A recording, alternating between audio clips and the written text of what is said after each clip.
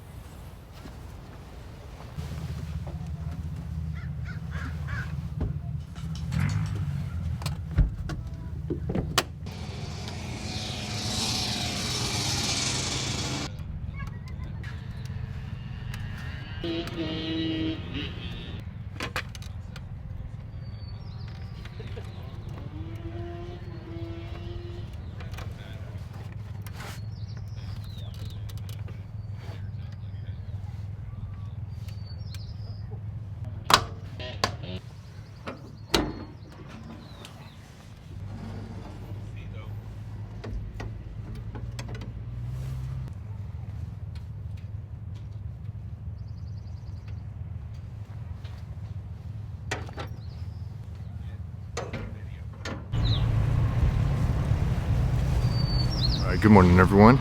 It is about 8:30 in the morning. You can see I kind of broke down camp. It's pretty easy to break down with this AluCabin. We're just going to chill for a little bit and head out and try to hit up the Tillamook cheese factory for some either late breakfast for some people or lunch. Hopefully we'll make it there before the rush starts, which is around 11:30, and I think we'll have plenty of time. Last night it did get kind of noisy out here. I know there is quiet time rules out here, but we still heard loud music and people driving their vehicles out here. So what I would like to do today is to try to find a location out more inland in the national forest or in the state forest area where we can camp and not be as loud, maybe get a better night's sleep. The thing is though, there are clouds rolling in and we might get some rain tonight. The forecast said that it's not going to rain until tomorrow, but with the weather out here in the Pacific Northwest, it's not really that predictable. So we're gonna see how that goes, and if it does rain, a bunch of our rigs do have 270 awnings we can deploy so we can take shelter underneath there. But aside from that, we're just gonna continue the day, enjoy being in the beautiful outdoors, regardless of what it may throw at us.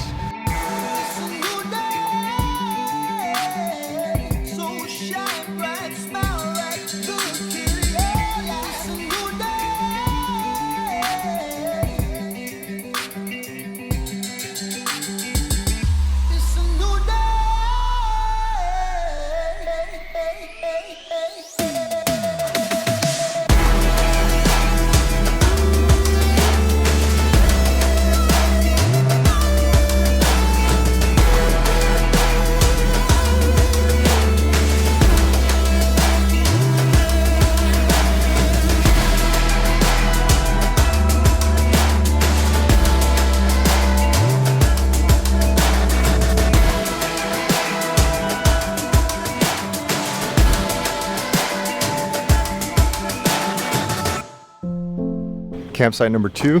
Went into Tillamook Forest and just drove around for a little bit. There were a couple of sites that we saw, but the campsites were a little too small.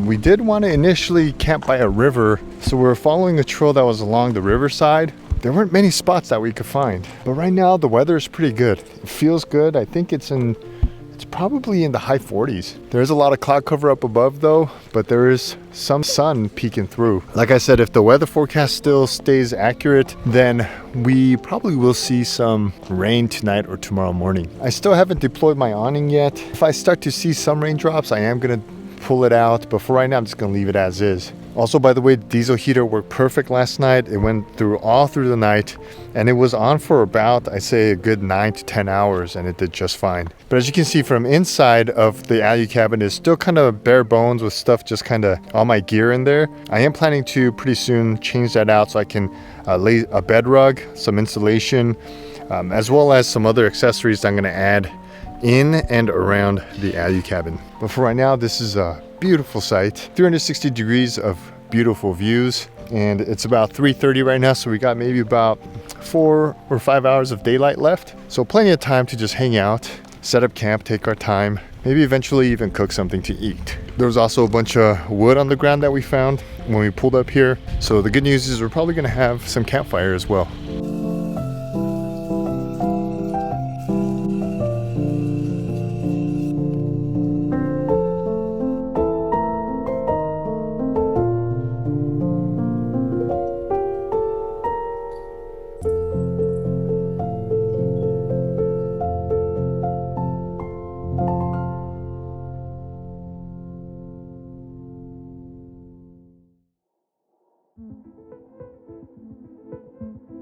The one essential gear that I can't camp without is my refrigerator, which is something this is my first trip with it, and it's such a game changer because you don't have to worry about ice. Your food doesn't get all wet, especially if like eggs in a cardboard carton, they sog up and fall apart.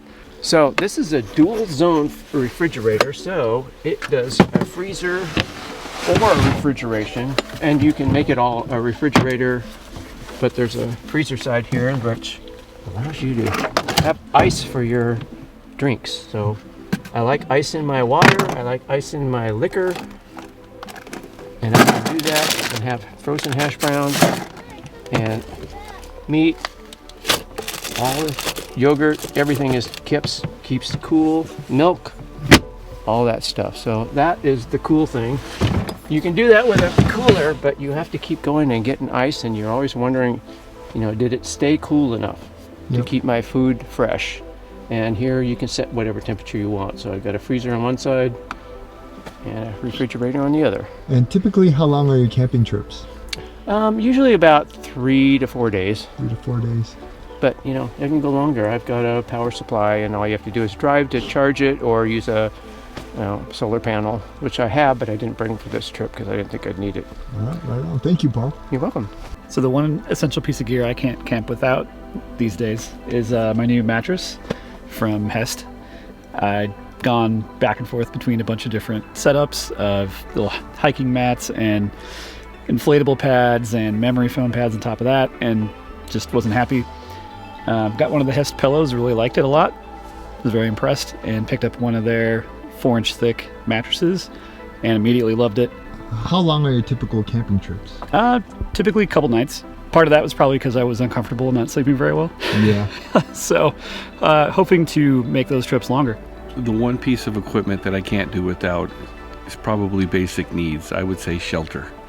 I think camping is half the battle if you can get out of the elements and stay warm. So I would say a tent or a shelter or something along those lines. Gets me up off the ground, keeps me a little bit warmer, I think. Also, putting it away or setting it up is, less time. So that's the direction that I've chose. So typically just 1 or 2 nights. It'd be hard pressed to stay past a second night, but I do enjoy the time that I do get out. The one piece of gear that I can't go camping without would be my battery pack. So I carry 2. I carry a 720 and a 300. So basically my fridge, uses power. Diesel heater uses power. So my fridge was going to be the first thing that I was going to say, but then I thought about what, to the source of it all. So yeah, it's got to be the power. And now that I've got the family, I'm going to need some more power. Yeah, so exactly. I'm already thinking about something else, something bigger, probably 1,000. 1,000 At least now, yeah. If it's the family, we go 3, 4. When I go overlanding by myself, it could be, up to 6. I think 10 days was my longest last year. But I've got a 100-watt solar panel, which did fine. I lasted a week on the Mojave Road with just that. So you charge it only to the solar panel or through your car too? Through my car when I'm driving, but if I'm overlanding, I'm never in one spot for more than a day. Okay. But when we're with the family, we're in a spot for 3 or 4 days. All right, so the one piece of gear we pretty much can't go camping without is our EcoFlow solar generators. We now have 3 of them. We started with the EcoFlow River Pro version 1, and we got the extender battery for it and used the heck out of it to run our Dometic. And we liked having the availability so much that we decided to get, I got a Delta 1800 on a pretty good sale, so we just picked that one up. And then my daughter uses one now, and we got her the River 2. We use them to keep our coolers, keep our shower going hot, and use them to keep all our stuff charged when we're on the road.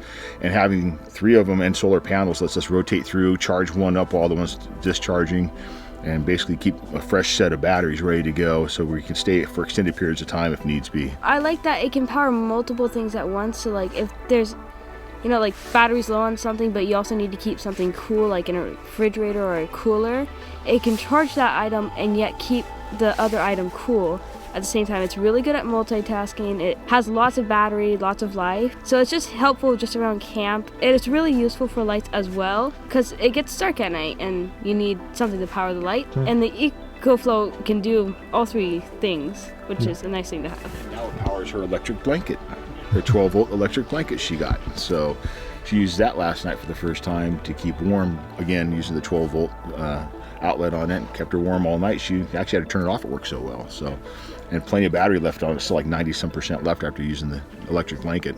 And when you go camping, how many nights do you usually go out camping for? Usually long weekends. Yeah. It's just like a 3-night weekend. But some of the expos and stuff were 4 and 5 days, and so we would, back then, even with one set, we were able to keep charged with solar panels. Yep. But now we're able to keep them topped off between driving and solar panels and rotating them as we need them.